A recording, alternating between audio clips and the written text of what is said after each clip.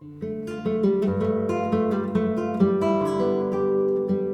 1991 and I have just finished directing my first feature film. It's not doing well, and I am in the process now of teaching. I'm teaching directing privately just to keep going, and as a member of the Directors Guild, I read something that is really very, very exciting and intriguing to me. They're going to do a panel discussion with a lot of very well-known directors, both in film and television, on the subject of working with problem actors.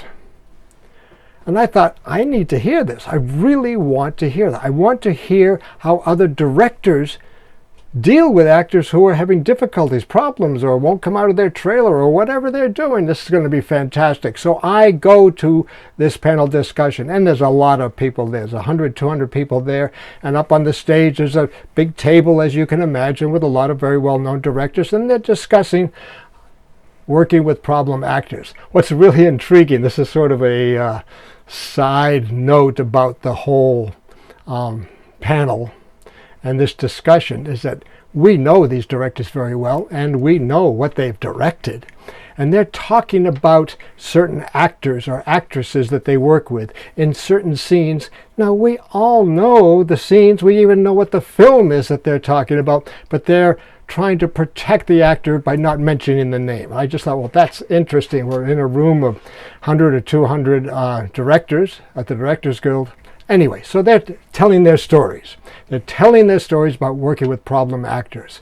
Now, this whole panel has been put together by a friend of mine, not a close friend, but a good friend of mine, Robert Wise, who was head of the Special Projects Committee at the time. The Special Projects Committee was in charge of doing things like this kind of panel.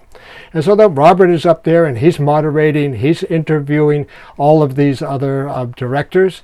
And Robert Wise, which you may or may not know, did things like The Sound of Music, West Side Story.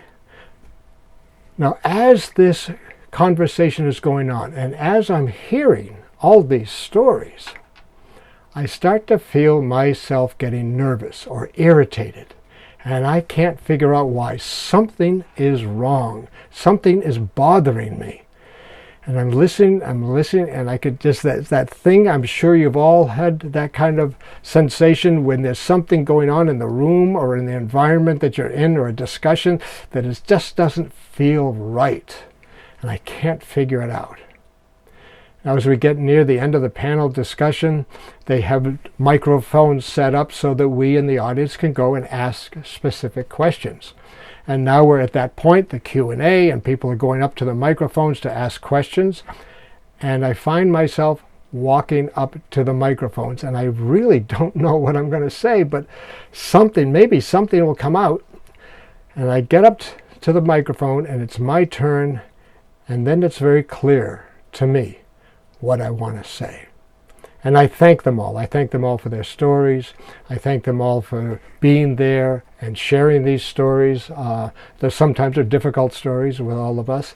But then I say something like, all of these stories that you've been telling about problem actors or difficult actors or uncooperative actors, I say, they're really not problems, difficult or uncooperative. They're just afraid. They're really, really afraid. And the reason an actor won't come out of their trailer, or the reason they're not going to show up for something, is not because they're going to be difficult, but because they were afraid. I said, they're not the problem. And now, quite honestly, I did say what's coming next. I said to these very well-known directors, I said, you're the problem. You're the problem. You don't know how to talk to them. You don't know how to recognize when they are afraid. You don't know how to recognize when something's going on in their life or their work which is causing them a lot of friction and is making their work impossible or difficult. That's your job, to recognize it. Your job is to help them over that threshold or through that problem. And I don't hear any stories here about how any of you actually helped them get through these problems. Now, while I'm saying this, there's a lot of silence in that room. There's 200-300 people in the room, and it goes very, very quiet. And I'm looking at my friend Robert Wise up there, the moderator, and I can see him staring at me, and I'm thinking, this is it. I am done. Now, Robert's very powerful. He was the president of the Directors Guild for a while. He could get me kicked out. I'm thinking maybe this is the end of my career at the Directors Guild. But I'm done. I've said what I wanted to say. Nobody responds, by the way. Not one of them says anything. They just listen, and then they go on to the next question. And I sort of drift into the back. After the whole program is over, and we're out in the lobby, and people are just talking and mingling and talking with each other, and I'm standing out there having coffee or something like that. I don't really remember, but I do remember seeing Robert Wise making a beeline for me. And he's making a beeline for me, and I'm standing there thinking, okay, here it comes. End of a friendship, end of the Directors Guild. I don't know what I'm going to do, but whatever. I said my truth. And he comes up to me and says, Mark, and I go, Robert, I'm really, really sorry. I am really, really apologize. You know, I don't know what came over me. And suddenly I'm apologizing for speaking my truth, which doesn't really feel good either. But Robert stops me. He says, Mark, stop. Stop. He said, what you said was really good. It was really important. And I just have one question I want to ask you. And I go, okay, what is it? And he said, would you do me a favor? Would you teach a workshop here at the Directors Guild for these directors, for all the directors, on how to connect with, work with, and collaborate with actors? Would you do that? And I am shocked. I'm standing there. I'm totally shocked. First of all, I guess I'm still in the guild. Second, Robert's still my friend. This is good. And that began several years of me teaching workshops at the Directors Guild, just specifically on the challenge of actors and directors working together and all the problems that come into that relationship or that are inherent in that relationship. Working with actors is probably the most frightening and difficult part of directing. It really, really is. I recognize that. Directors around the world recognize that. As you know, I teach all over the world, film schools and film institutions and private consulting and consulting on projects all around the world. And many times in the workshops that we do, we ask the directors, what is your biggest problem?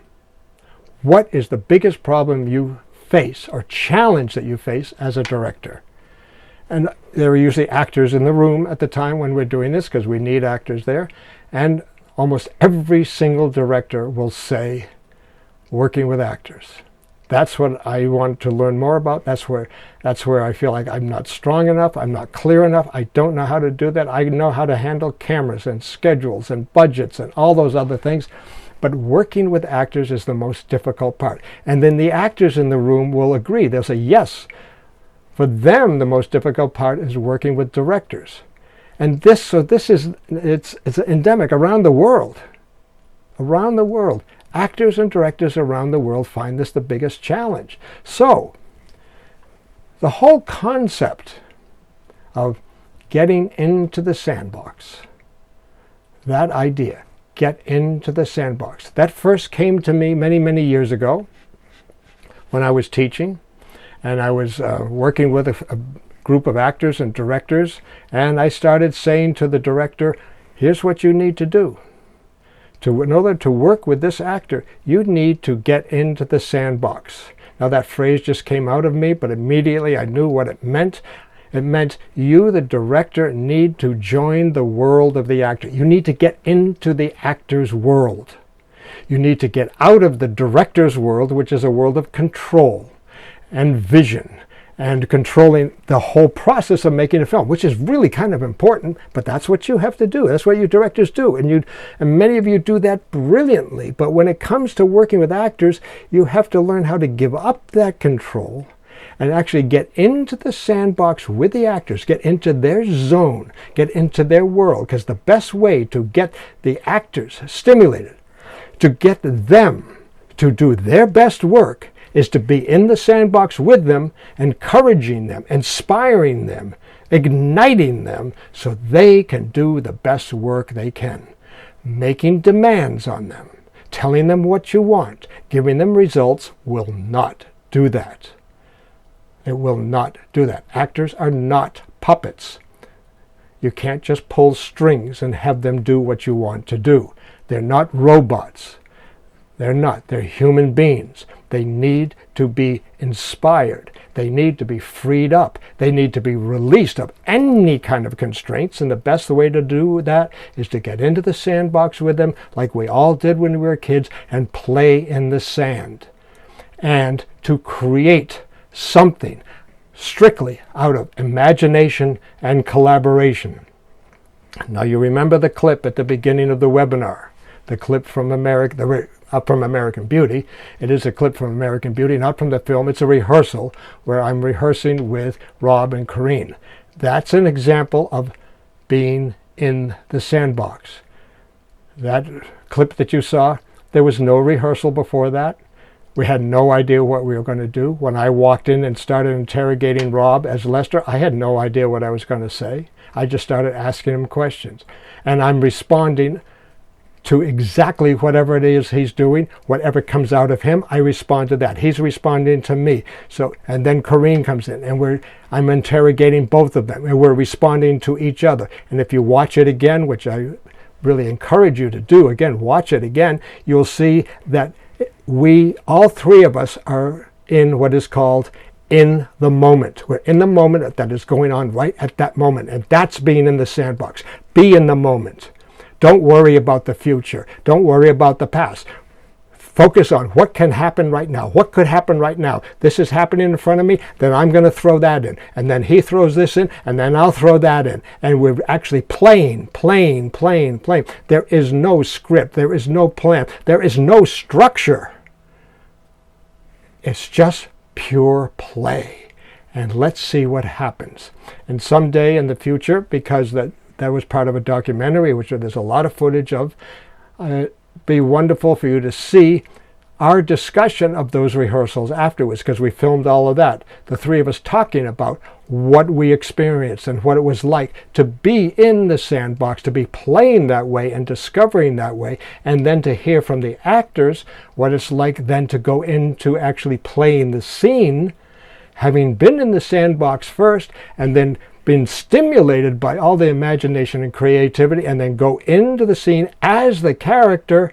And now, in a way, the character is still in the sandbox too, because it's totally improvised. Even though they know lines, they know the staging, they know that. But what's happening emotionally is happening in the moment. That's what it is, in the sandbox. So I invite you, all of you writers, directors, and actors out there, join me. I'm in the sandbox as much as I can be every single day. I keep experimenting. I keep forging forward, always looking for a better way for actors and directors to work together. And I know this as a fact, that there are those of you out there who have ideas. I've seen a lot of your questions. They're beautiful questions. They're wonderful ideas contained in your questions, or possibilities.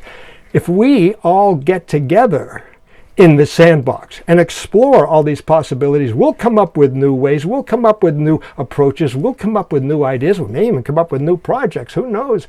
But what we will do is we will start to reimagine storytelling. Reimagine, not reconstruct, not redesign.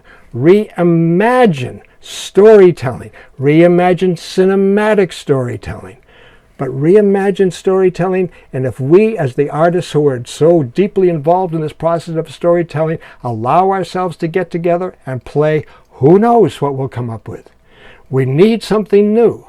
This is the perfect time to allow what's new inside us to come out and play what's new inside each other, and let us build a beautiful castle world in the sand, in the sandbox. I invite you to join me. Thank you.